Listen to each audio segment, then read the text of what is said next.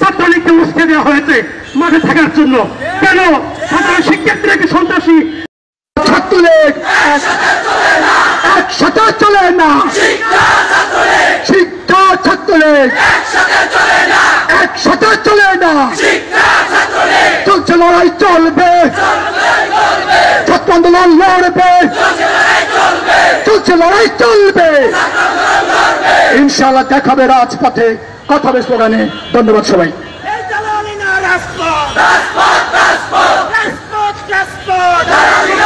সংগ্রামী সাথী ও বন্ধুগণ, কোটা বিরোধী শান্তিপূর্ণ শিক্ষার্থীদের যৌক্তিক আন্দোলনে ছাত্রলীগের সন্ত্রাসী হামলার প্রতিবাদে ইসলামী ছাত্র আন্দোলন বাংলাদেশ আয়োজিত বিক্ষোভ মিছিল পরবর্তী সমাবেশে এ পর্যায়ে বক্তব্য রাখছেন ইসলামী ছাত্র আন্দোলন বাংলাদেশের সংগ্রামী কেন্দ্রীয় সভাপতি মেধাবী ছাত্র নেতা নুরুল বশর আজিজি।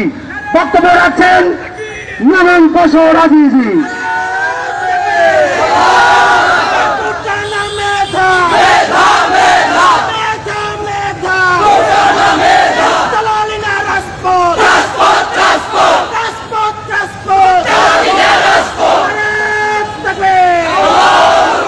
বিসমিল্লাহির রহমানির রহিম। ইসলামী ছাত্র আন্দোলন বাংলাদেশ আয়োজিত আজকের ছাত্রলীগের ন্যাক্কারজনক সন্ত্রাসী হামলার প্রতিবাদে ইসলামী ছাত্র আন্দোলন বাংলাদেশ কর্তৃক আয়োজিত আজকের মিছিল পরবর্তী সমাবেশে সংগ্রামী সহযোদ্ধা বন্ধুগণ, সবাইকে আন্তরিক শুভেচ্ছা এবং মোবারকবাদ জানাচ্ছি। প্রিয় বিক্ষুব্ধ শিক্ষার্থী বন্ধুগণ, আমরা প্রত্যেকে অবগত আছি আজকে কোটা বিরোধী আন্দোলনরত শান্তিপূর্ণ আন্দোলনরত শিক্ষার্থীদের উপর ছাত্রলীগ সন্ত্রাসীদের যে ন্যাক্কারজনক হামলা হয়েছে, ইসলামী ছাত্র আন্দোলন বাংলাদেশের তীব্র নিন্দা এবং প্রতিবাদ জানাচ্ছি। ছাত্রলীগ তাদের এই সন্ত্রাসী কর্মকাণ্ডের মধ্য দিয়ে সাধারণ ছাত্র জনতা থেকে বিচ্ছিন্ন হওয়ার ঘোষণা দিয়েছে, এটি স্পষ্ট হয়েছে। আমরা জানি ছাত্রলীগের ইতিহাস কোনো শান্তিপূর্ণ ইতিহাস ছিল না। প্রতিনিয়ত তারা সন্ত্রাসের ক্ষেত্র তৈরি করেছে, সন্ত্রাসী কায়দায় ছাত্র জনতার উপর তারা হামলা করেছে। বর্তমান কোটা বিরোধী শান্তিপূর্ণ ছাত্রদের আন্দোলনেও তারা সন্ত্রাসী কায়দায় হামলা করেছে। আমরা আমাদের ভাগ্য অবাক লাগে, দেশের আইন শৃঙ্খলা বাহিনী থাকতে একটি যৌক্তিক আন্দোলনের উপর ছাত্রলীগ কিভাবে বৈধ সবাই তাদের উপর হামলা করবার জন্য, এটি সবচেয়ে বড় প্রশ্ন হয়ে দাঁড়িয়েছে। সুতরাং আজকের এখান থেকে আমরা ঘোষণা দিলাম, সারা বাংলাদেশে সকল সাধারণ শিক্ষার্থী এক যুগে একসাথে ছাত্রলীগকে বয়কট করবে ইনশাআল্লাহ। ছাত্রলীগ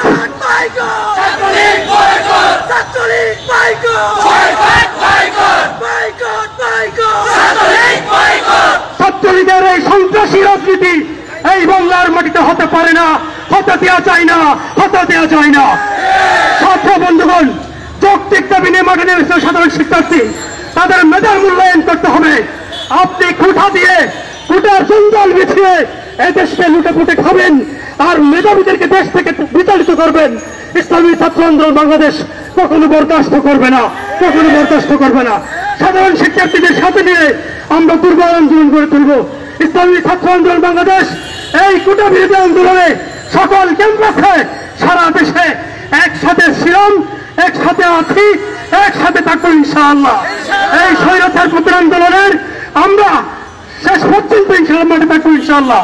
একজন সরকার প্রধান হিসেবে সাধারণ শিক্ষার্থীদের আমাদের সকলের আপনার কাছে আমাদের প্রত্যাশা ছিল, আপনি প্রেস ব্রিফিং এ কি বলেছেন, তথ্য-তাচ্ছিল্য করেছেন, কটাক্ষ করেছেন, ব্যঙ্গ করেছেন।